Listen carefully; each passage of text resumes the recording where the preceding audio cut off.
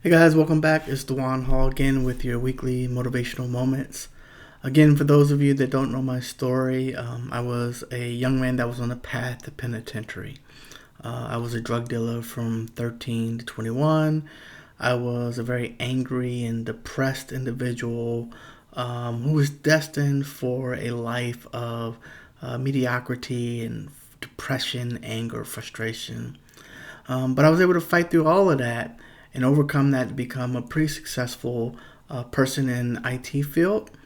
And so each week I've been sharing motivational moments with the hope that I will inspire someone that was out there like I was, angry or depressed, feeling like the world's holding them back.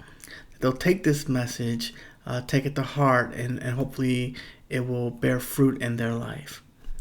So last week I talked about the book of Proverbs, chapter 22, verses 29. It says, "Seest thou a man diligent in his business?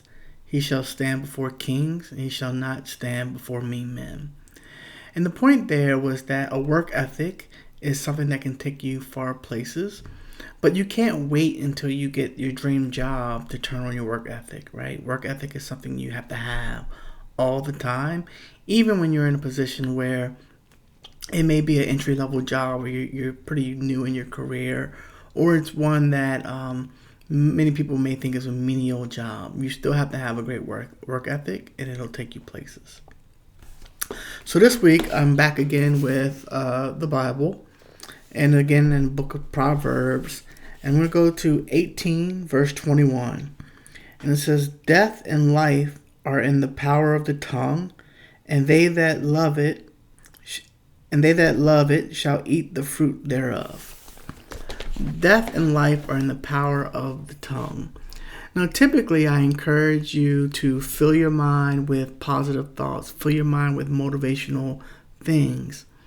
But this week, I'm going to encourage you to speak life into someone that you love. Now, I'm going to tell you a story about my grandmother, Edna Nolan, who just turned 85 this week. God bless her. It's my grandmother on my mom's side. I call her my mom. Now, my mom told me that I was special so many times in my life that I actually believed it.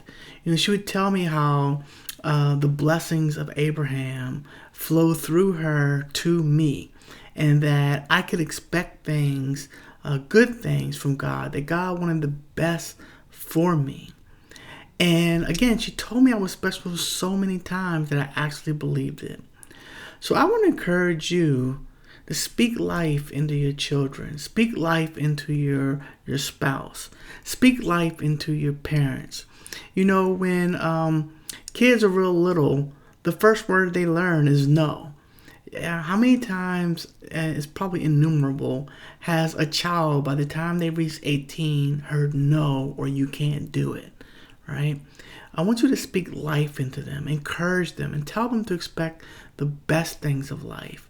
One of my favorite Bible verses is when King David said, "I believe I will receive the good things of the Lord in this life." You see, thanks to my grandmother speaking life into me, I've never ever believed I was supposed to be broke, depressed, or sick. Now, I've been broke, depressed, and sick, but I've always viewed it as a temporary situation. I never believed it was a permanent destination for me. I've always expected good things from God. And I'll be honest with you, I'm someone that is very confused about how I view God anymore. But I'm not confused about whether or not I can expect blessings. I did a good job of doing this in some instances, but I'll be honest, being a good finder, speaking life into someone is something that I actually struggle with. I need to work on this a little bit better. Now, one area where I did do well is with my daughter. My daughter, Asia Grace, she has always thought like an entrepreneur. When she was a kid, she always talked about running a business. She never really talked about having a job. And I always encouraged that mindset. I always complimented her on having that mindset because truthfully, I typically think like an employee. I don't think like a business owner. And so when I see people who think like business owners, I admire that. And to this day, my daughter has her own graphic arts design company. She produces logos and does websites for other people. She goes shopping at the Goodwill and sell things online.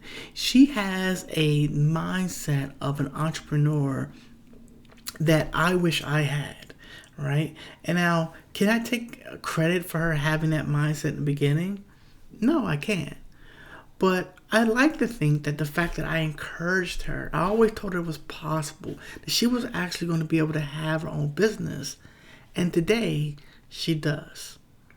So, I'll tell you another instance where I was on the negative.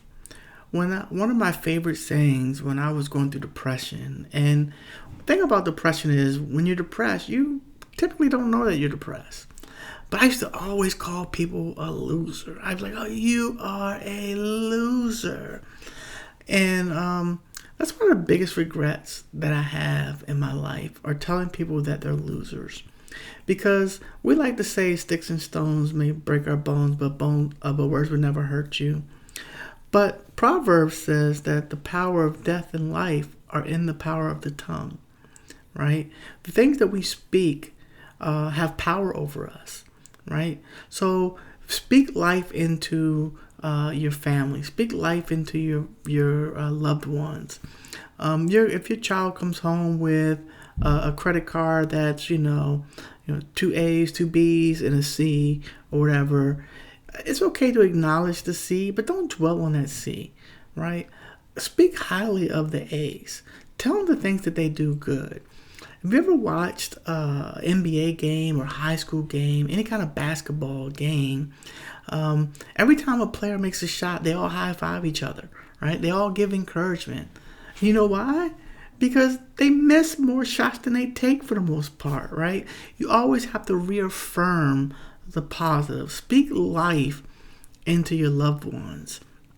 And I mentioned earlier about me calling people losers and everything like this. And let me tell you something. Hurting people hurt people. So you couldn't have convinced me at the time that I was a loser. But the reason why I was calling people a loser, and I realize now, is that I was projecting. I was projecting that negativity that I felt, that losing feeling that I felt, onto other people.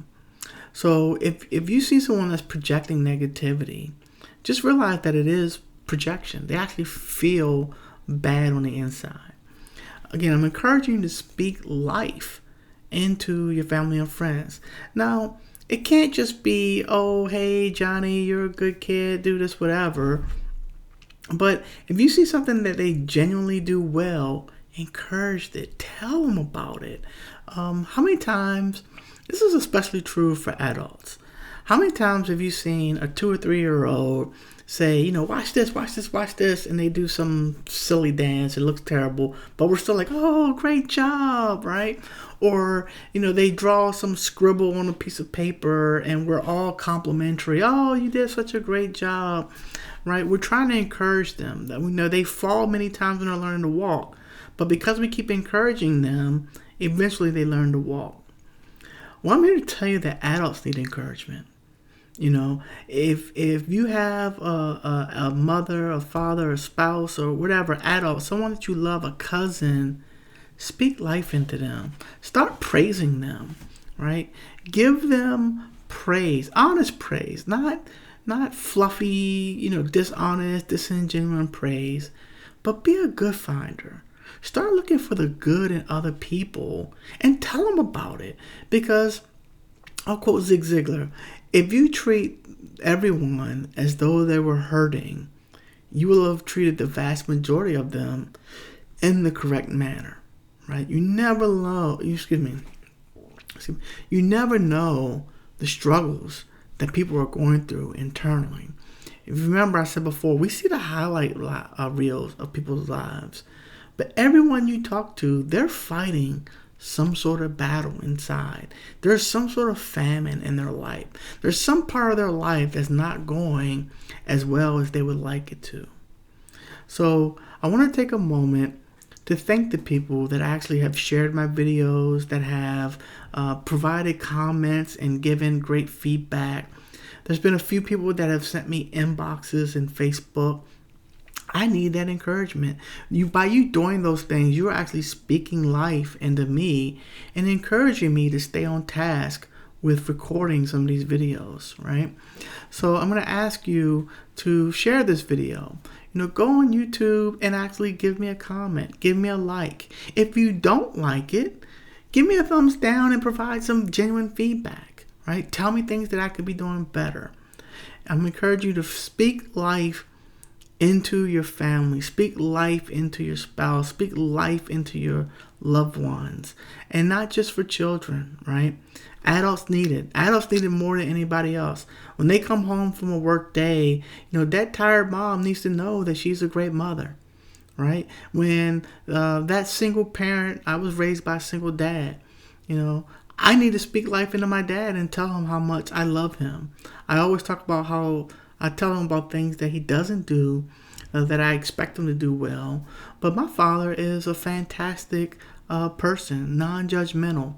Give you his last dollar, again, non-judgmental. I have a bad habit of being judgmental. And so my father has a characteristic that I admire. And I need to speak that more into his life. I'm encouraging you to speak life into your loved ones. That's it for this week, and hopefully you'll join me next week. And please provide feedback. I speak life into me because I need it. Thank you.